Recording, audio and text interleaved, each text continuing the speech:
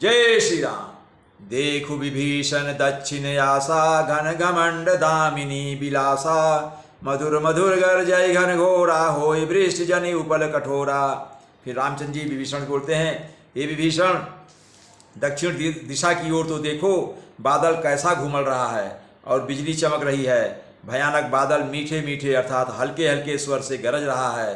कहीं कठोर ओलों की वर्षा तो नहीं हो रही है। कहत विभीषण सुनहु कृपाला, होय न तड़ित न बारिद माला। लंका शिखर ऊपर आगारा, तहाँ 10 कंधर देख अखारा।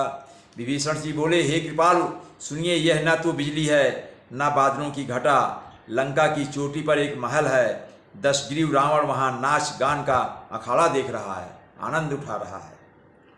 छत्र मेघडंबर सिरधारी, सोई जनु जलद घटायतिकारी। मंदोदरी श्रवण ताटंका, सोई प्रभु जनु दामिनी दमंका। हे भगवान, रावण ने सिर पर मेघडंबर अर्थात बादलों के डंबर जैसा विशाल और काला छत धारण कर रखा है। रावण के सिर पर एक छत रखा हुआ है, वो काला दिखता है, वो काला है। वही मानो बादलों की अत्यंत काली घटा है। उसका जो छत्र है उसके सिर के ऊपर, वही मानो बादलों की काली घटा है। काला है इसलिए काली घटा दिखाई दे रहा है आपको।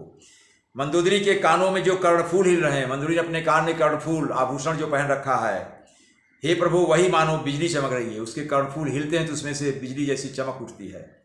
बाजहि ताल मृदंग अनूपा, हो सोई रहो मधुर सुनहु सुरभूपा।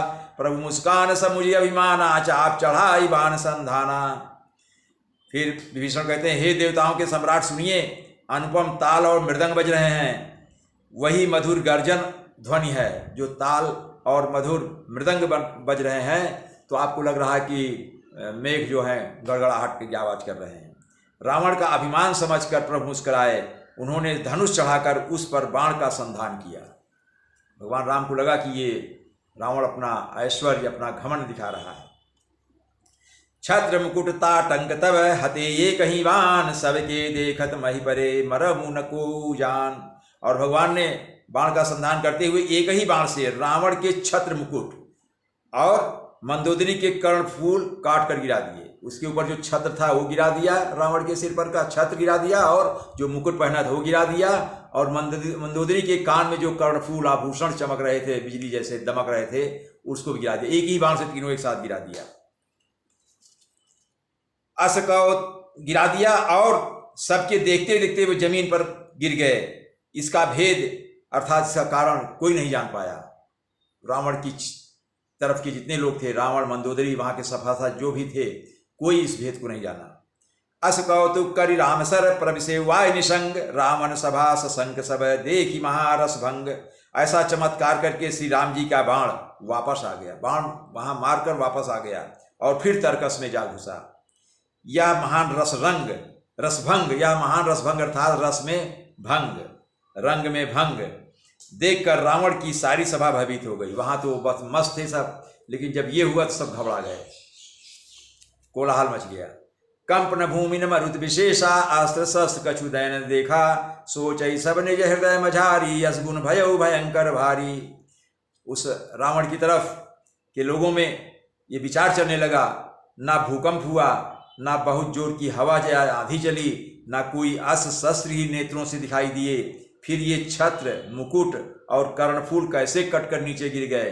सभी अपने अपने हृदय में सोच रहे हैं कि ये बड़ा भयंकर अपशकुन हो रहा है, अशुभ हो रहा है।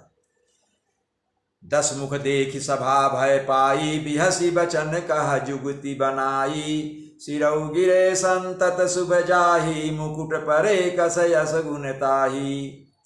जब सभा को भयभीत देखा तो रावण ने हंसकर कुछ सोच करके वचन कहा। क्या कहा कि सिरों का गिरना भी जिसके लिए निरंतर शुभ होता रहा है। मतलब हमेशा कितने देवताओं का वध किया, मनुष्यों का वध किया, तो उनके सिर को काटा, तो बोला वो तो सब शकुन होता रहा। कितने सिरों को हमने काट डाला, हमेशा शुभ होता रहा, उसके लिए मुकुट का गिरना अब शकुन कैसा हो सकता है। शयन करौ निज निज गृह जाई, गौने भवन सकल सिर नाई। मंदोदरी सोचुर बसेऊ, जब ते श्रवण पूर मही खसेऊ। और फिर रावण ने आदेश दिया सबको, अपने अपने घर जाकर सो रहो, डरने की कोई बात नहीं, सब कोई चले जाओ। तब सब लोग सिर नवाकर अर्थात रावण को नतमस्तक करके घर चले गए। जब से कर्णफूल पृथ्वी पर गिरा तब से मंदोदरी के हृदय में चिंता हो गई। सजल नयन कहा जुग कर जोरी, सुनहु प्राणपति बिनती मोरी। कंत राम विरोध परिहरहु, जानी मनुज जनि हठ मन धरहु।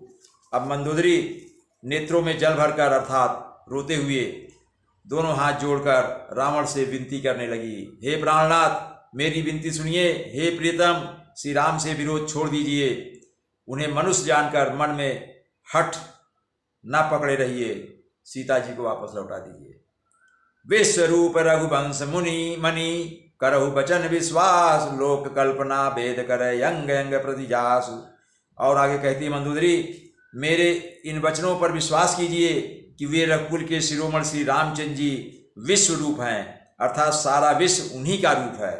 वेद जिनके अंग और अंग अंग में लोकों की कल्पना करते हैं, उनके अंग भगवान राम के अंग में ही वेद हैं और उसमें पूरे लोक हैं। भगवान राम में ही सारे लोक हैं और सारे लोकों में भगवान हैं। इसलिए अपना हाथ छोड़ दीजिए और उनका भजन करिए। जय श्री राम।